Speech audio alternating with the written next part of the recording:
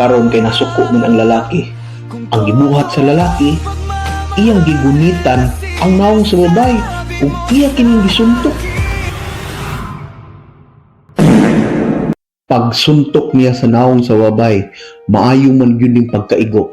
Mao to nga nipungko ang babay ug nihilak tungod kay gisakitan siya sa mga panghitabo. Iyang nahuna-hunaan nga ang kalipay nga ilang gibuhat sa sinugdan kasakit pa ang katapusan. Mao to nga nimbalik ang inahan dito sa ospital ug didto gisud-ong niya ang iyang anak. Ug nakahuna-huna ang inahan nga ang kalipay nga ilang gibuhat nahimo kantong rason ngano nga nawad-an og respeto ang iyang anak ngadto sa iyaha isip usa ka ginikanan. So ang punto diri nga ato makuha nga sa matag pagabuhato nato, mag-careful ta kay dili ta ng tao nga makakita sa tuang ginubuhat makauyon.